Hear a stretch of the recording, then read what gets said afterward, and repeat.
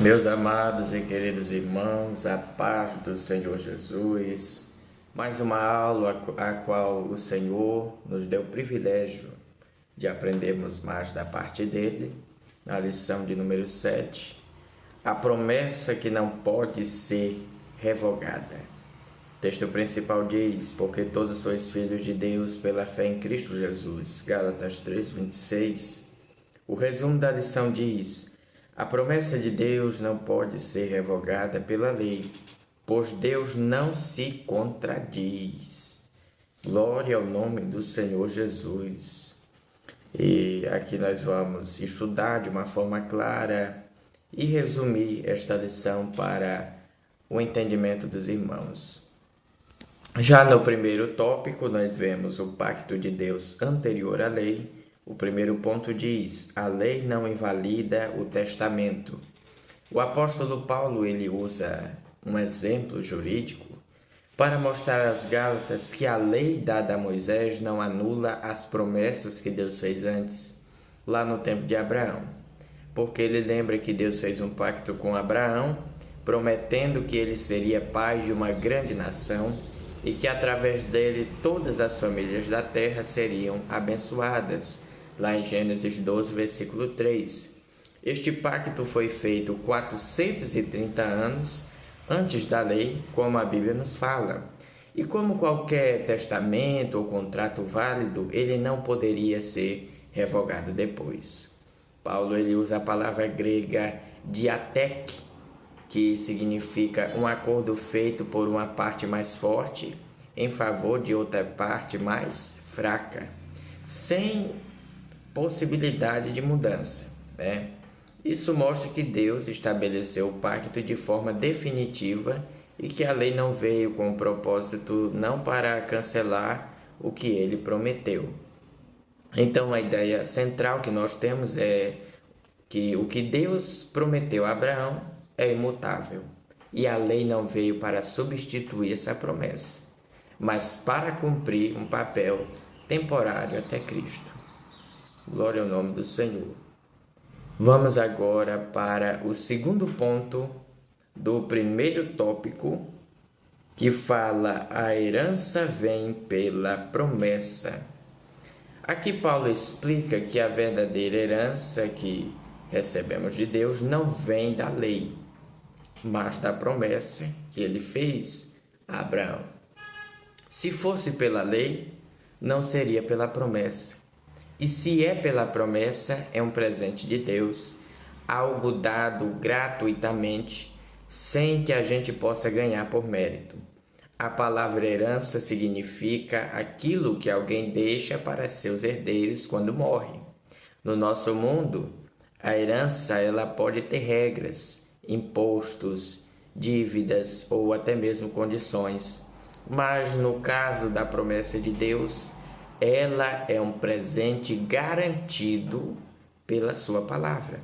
E assim como no testamento humano, o herdeiro recebe não porque fez algo para merecer, mas porque ele é filho. O ponto de Paulo é que na nossa salvação e bênçãos espirituais não são conquistados pelo cumprimento de regras, mas recebidos pela fé, porque Deus prometeu. Isso coloca todo o crédito em Deus e não em nós. Vamos agora para o terceiro ponto do primeiro tópico. A lei existe por causa das transgressões. Paulo aqui ele deixa claro que a lei não foi dada para substituir a promessa de Deus, mas para mostrar o problema do pecado.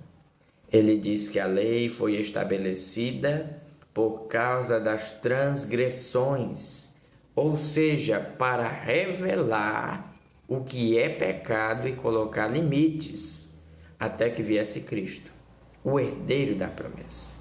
Nós podemos imaginar a lei como um espelho. O espelho, ele mostra quem nós somos, mas não pode nos mudar. Ele revela as nossas falhas, mas não tem poder para transformá-las. Assim a lei ela mostrava ao povo o padrão de Deus e ao mesmo tempo deixava evidente que eles não conseguiam cumpri-lo perfeitamente. A função da lei era regular a relação do homem com Deus, com o próximo e consigo mesmo, apontando o pecado e restringindo o mal.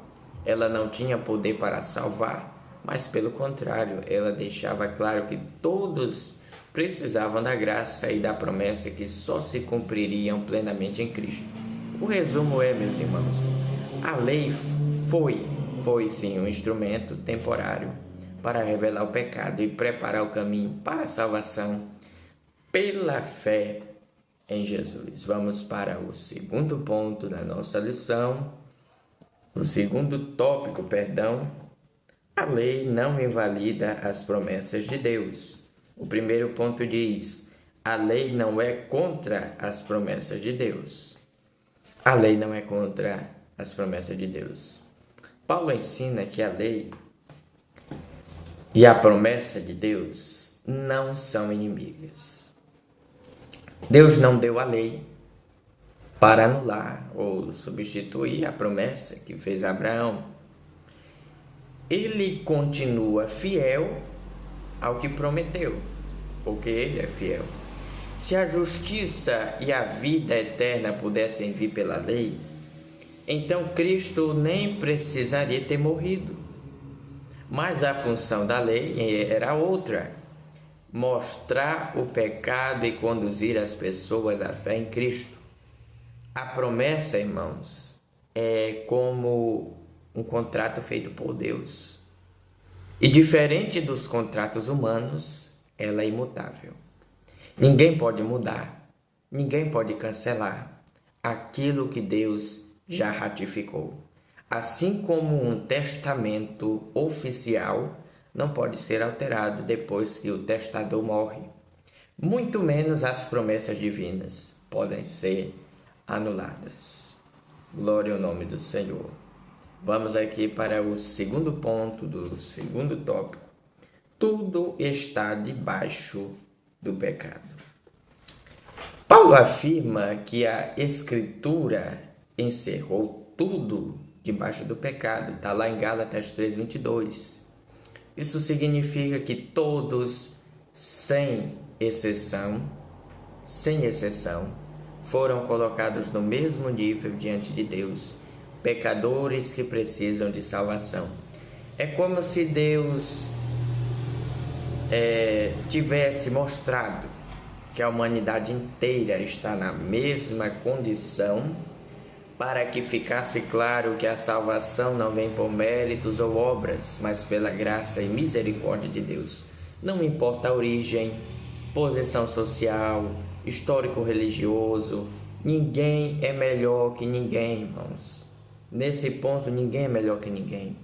A padronização é clara, porque todos pecaram, todos precisam de perdão, todos só podem recebê-lo por meio da fé em Cristo. A lei por si só não salva. Pelo contrário, ela revela nossa incapacidade de alcançar o padrão perfeito de Deus com nossos próprios esforços. Por isso a salvação ela é um presente divino, ela é um presente que Deus nos deu, não uma dívida que Deus paga como recompensa pelo nosso bom comportamento. Glória ao nome do Senhor. Vamos aqui para o segundo tópico. Terceiro ponto, a lei como aio. A Bíblia vai dizer que a lei ela serviu como um aio, ou seja, um tutor, um guardião que nos conduz a Cristo. Naquela época, um aio era alguém responsável por acompanhar, proteger e disciplinar uma criança, até que ela chegasse à maturidade. Ele não era o pai da criança, mas tinha a missão de levá-la até o destino certo. A função da lei, meus irmãos, foi exatamente essa: nos conduzir até Cristo. Ela nos mostrava o caminho, apontava o que era certo, mas também o que era errado. Também limitava nossa liberdade, porque o objetivo final não era ficarmos para sempre sobre ela, sobre a lei, e sim nós chegarmos a Jesus. Uma vez que a fé veio, já não estamos mais debaixo desse aio, porque agora nós vivemos pela graça e pela verdade que vieram por meio de Cristo. Então a lei não é inimiga da graça de Deus. Pelo contrário, porque ela foi uma etapa necessária no plano divino. Ela simplesmente mostrou a impossibilidade de agradarmos a Deus por conta própria e assim nos preparou para receber o presente da salvação. A lei, ela prende o pecado, mas é Cristo quem liberta o pecador. Louvado seja o nome do Senhor. O primeiro ponto do terceiro tópico vai nos dizer: somos filhos de Deus pela fé. Aqui ela está ensinando que ninguém se torna filho de Deus por cumprir regras, por cumprir tradições religiosas ou mandamentos da lei. A única maneira de sermos feitos filhos de Deus, preste bastante atenção, é pela fé em Jesus Cristo. Isso significa crer que Ele é o Filho de Deus, confiar no que Ele fez por nós na cruz e aceitar o que Ele nos oferece gratuitamente, o que é o perdão e a salvação. Paulo ele reforça isso citando Gálatas 3, 26 e 27. Todos sois filhos de Deus pela fé em Cristo Jesus, porque todos quantos fostes batizados em Cristo, já vos revestiste de Cristo. Ou seja, quando nós cremos, nós somos revestidos de Cristo. Deus passa a nos ver não pelos nossos erros, mas pela justiça de Jesus. E na época de Paulo, alguns judeus queriam impor regras para que as pessoas fossem aceitas por Deus, mas Paulo ele combate essa ideia dizendo que Jesus já pavimentou todo o caminho para nós termos acesso ao Pai, e que nada do que façamos pode acrescentar ou completar a obra dele. Então, o que é que nós podemos ter aí neste primeiro ponto? Ser filho de Deus não depende do que fazemos para Ele, mas do que Cristo fez por nós. É a fé que nos dá esse novo relacionamento, não as obras da lei. Já o segundo ponto vai nos falar: não há judeu nem grego.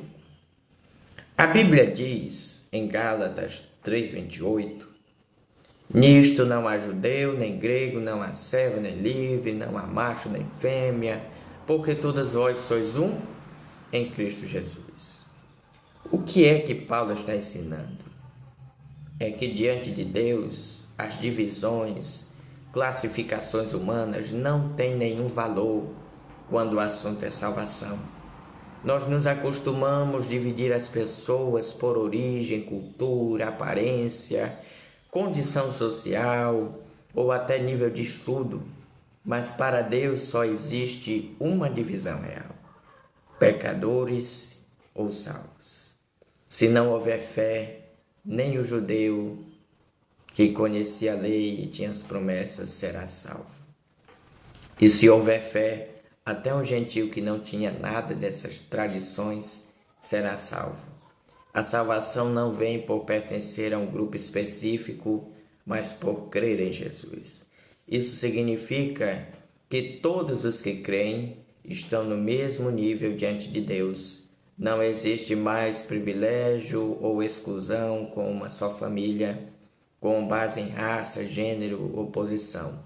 Em Cristo nós somos uma família, uma só identidade e um só povo. E para nós encerrarmos, o terceiro ponto do terceiro tópico vai nos dizer: somos descendentes de Abraão. Aqui vai ensinar que ser herdeiro de Abraão não depende de pertencer a sua descendência física, como pensavam os judeus na época, mas de pertencer a Cristo pela fé. Paulo explica lá em Gálatas, capítulo 3, versículo 29. E sois de Cristo, então sois descendência de Abraão e herdeiros conforme a promessa. Isso quer dizer que qualquer pessoa, seja judeu, brasileiro, africano, japonês, que crê em Jesus, entra nessa herança espiritual prometida a Abraão. A promessa de Abraão não era apenas sobre terra ou descendência física, mas sobre bênção eterna, sobre salvação. E essa bênção é transmitida pela fé, não por sangue, não por tradição ou religião herdada. Jesus também ele combateu o pensamento de que ser filho de Abraão bastava, lembrando que Deus poderia até levantar filhos de Abraão das pedras. Está lá em Mateus 3:9, mostrando que do que vale é o coração transformado, não o sobrenome ou a linhagem. Mas tenha cuidado, Deus não é açougueiro, viu? Muita gente diz que Deus só quer o coração, mas vamos obedecer ao Senhor e à sua palavra. E assim nós seremos salvos e nos encontraremos com Ele nas mansões celestiais. Que Deus os abençoe e até a nossa próxima aula, se Deus nos permitir.